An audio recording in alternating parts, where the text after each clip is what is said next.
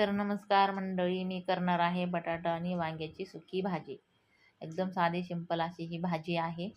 तर इकडं मी बटाटे आणि वांगे छान असे चिरून घेतलेले आहेत आणि स्वच्छ पाण्यामध्ये ते धुवून घेतलेले आहेत.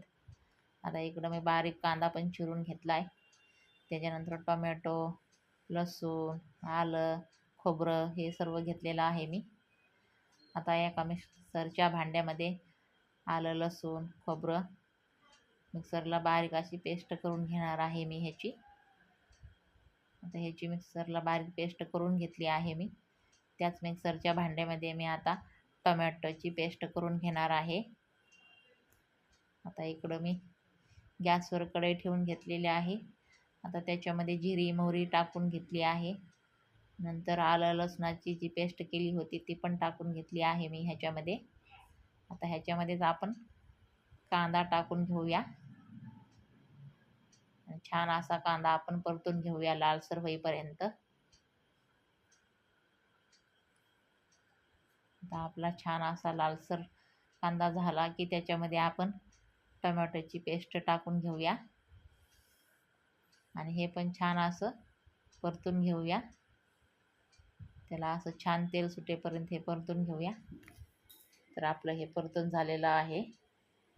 आता ह्याच्यामध्ये मी 1 चमचा लाल तिखट, हळद, गरम मसाला हे टाकून घेतला आहे. तर छान एकदा ह्याला परत फिरवून घेऊया आणि त्याच्यामध्ये आपण आता हे चिरलेले जे बटाटे वांगे आहेत ते पण टाकून घेऊया आणि हे सर्व जे आहे हे सर्व जिन्नस आपण छान असं मिक्स करून घेऊया. तर मी आता हे छान असं मिक्स करून घेतलेलं आहे. आता ह्याच्यामध्ये चवीपुरतं मीठ टाकून घेऊया आणि परत एकदा छान असं एकजीव करून घेऊया मिक्स. तर बघा किती छान असा कलर आलेला आहे आपल्या बटाट्याच्या भाजीला.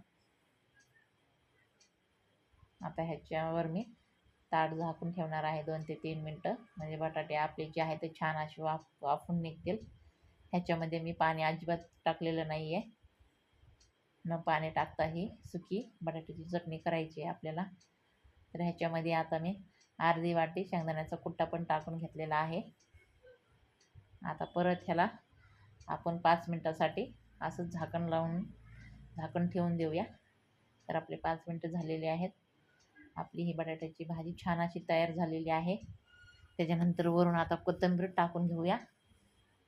तर आपली ही साधी सिंपल भाजी तर तुम्हाला कशी वाटली? तर आपली ही भाजी छान अशी तयार झालेली आहे. कमी मसाल्यामध्ये मी ही भाजी बनवलेली आहे.